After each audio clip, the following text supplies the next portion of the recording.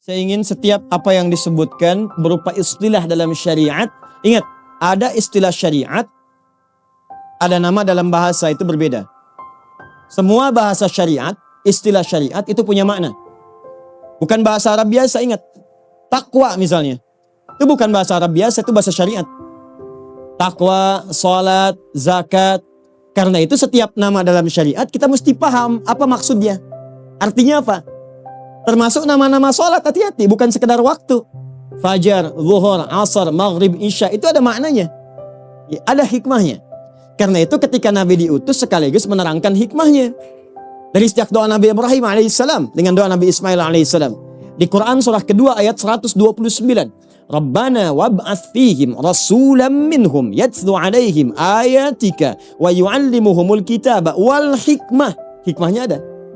Dijawab oleh Allah di ayat 151-nya. Kama arsalna fikum rasulan minkum yatlu alaikum ayatina wa yuzakkikum wa yu'allimukumul kitaba wal hikmah. Ada hikmahnya, ada maknanya. Nah sekarang apa maknanya Id? Apa maknanya Adha? Dari sini baru kita tarik kepada amalan-amalan syariat dan paham kita. Ini puncaknya. Kenapa disebut puncak? Sampai-sampai Allah bersumpah dengan keistimewaan di puncak ini yang ditarik ke amalan 9 hari sebelumnya. 9 hari plus 1 malam. Jadi 9 hari 10 malam. 9-nya, ingat hati-hati, 9-nya tis'ah. Baik-baik. Malamnya lailun, jamaknya layali, 10 ashrun. Fajar di hari ke-10 tambah 9 hari plus 10 malam. Wal fajar walayalin ashr. Saking pentingnya ini.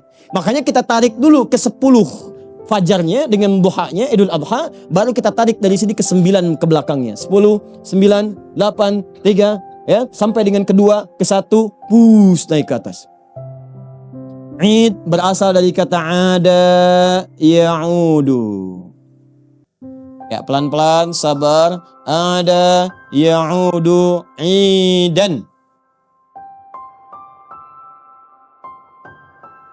Ada ya'udu idan wa'audatan wa'idatan. Artinya kembali kepada asal sesuatu.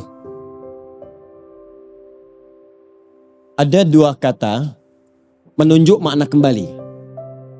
Kalau kembali secara umum kepada asal, itu dari kata ada ya'udu. Tapi kalau kembali secara bertahap, ada tahapannya. Lewat ini dulu, ini dulu, ini dulu, sampai kembali ke asal.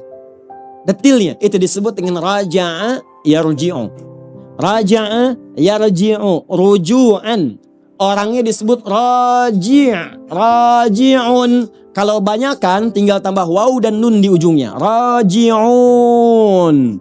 Pulang tapi secara bertahap, gak langsung ketemu dengan asal, cuman bertahap. Lewat ini dulu, lewat ini dulu, lewat ini dulu. Saya tanya pada teman-teman semua, kalau ada yang meninggal dunia, kembali kepada siapa? Kembali kepada Allah. Apakah langsung bertemu dengan Allah? Tidak, dia lewat tahapan dulu. Ya kan? Meninggal. Setelah itu apa yang terjadi setelah meninggal? Setelah ditaklimkan, kemudian meninggal dunia, dimandikan, setelah itu dikafani, setelah itu disolatkan, dikuburkan kan? Lewat barzah dulu, barzah baru naik sampai di hari kiamat ketemu Allah. Karena dia punya tahapan tidak langsung bertemu dengan Allah.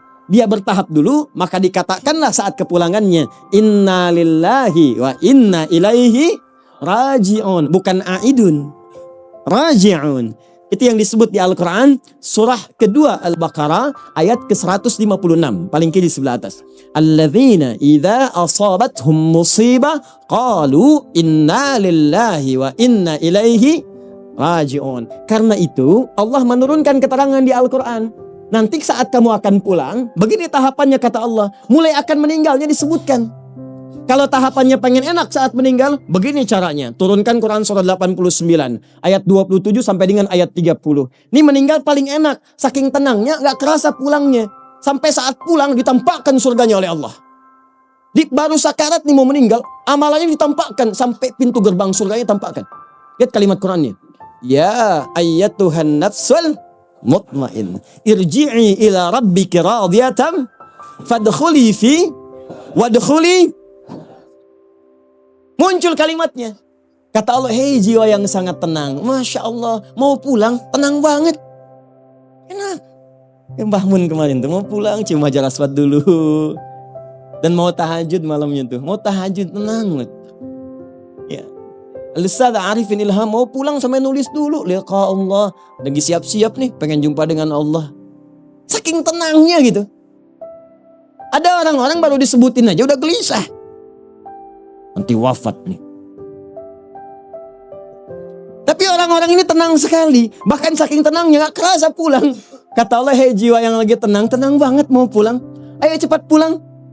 Ayo menghadap kepada Rabbmu. Aku ridha dengan amalmu, engkau pun akan ridha dengan pemberianku.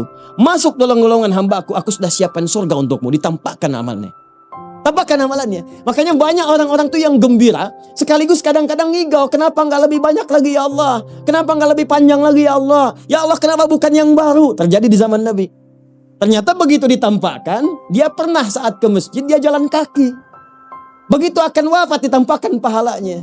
Ya Allah, kenapa gak lebih panjang lagi sehingga pahalanya makin banyak lagi? Surganya makin enak ya Allah. Pernah di jalan musim dingin, ada orang kedinginan, dibuka baju bagian luarnya yang lama, yang baru dia pakai. Begitu ditampakkan pahalanya, ya Allah, kenapa bukan yang baru ya Allah? Dan banyak mujahid fisabilillah pengen balik lagi ke dunia untuk berjihad lagi. Supaya mendapatkan pahala lagi. Kita ada di mana? Di mana gitu? Itu nikmat. Ada orang-orang yang kadang-kadang ya Allah kapan saya pulang? Saking tenang dan siapnya. Tapi banyak sementara orang mengatakan ya Allah kalau bisa jangan dulu pulang. Itu raji'un. Ini gambaran yang tenang. Kalau mau susah, kata Allah turunkan lagi. Kalau kamu kerjakan ini susah.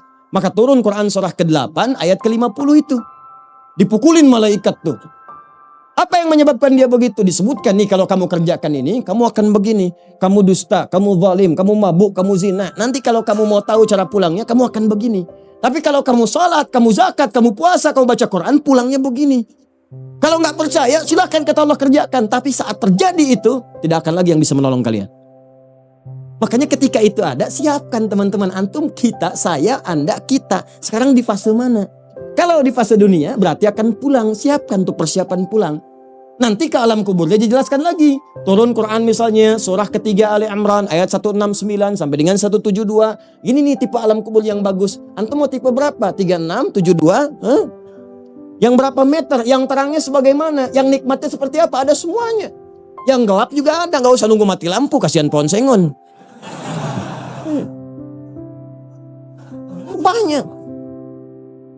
Jelas ya? Itu Id namanya. Yang tadi raji'un, tahapan sampai pulang. Sampai ke hari kiamatnya ada. Sampai ke surganya ada semua. Itu raji'un. Kalau umum kalimatnya pasti pulang, maka sudah kembalikan ke asal kalimat ada ya'udu idan. Makanya hari kiamat disebut yaumul mi'ad. Ya. Ibnul Qayyim al-Jauziyah mengarang sebuah kitab bekal pulang namanya Zadul Ma'ad. Bekal untuk persiapan kita pulang kepada Allah Subhanahu wa taala. Dan janji Allah kita pasti pulang. Maka turun Quran surah ketiga Al Imran ayat 9. Innallaha la yukhliful mi'ad. Allah tidak mungkin mengingkari janji. Apa janji terbesarnya? Setiap kita pasti pulang. Makanya setiap manusia janji Allah pasti wafat. Setiap manusia pasti wafat. Kullu nafsin dha'iqatul. Dan Allah berjanji ketika Anda pulang ada hisab yang sesuai dengan amalan kita. Jadi kalau disebutkan ada ya'udu idan, id itu keadaan sifatnya. Artinya kembali kepada asal mula. Di setiap ada kata id itu kembali ke asal mula. Ya, kembali ke asal mula. Dan tingkat yang paling tinggi asal mula kita adalah kembali kepada Allah Subhanahu wa taala, ya.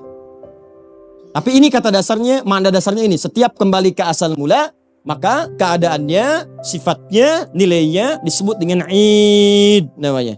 Jelas sampai sini?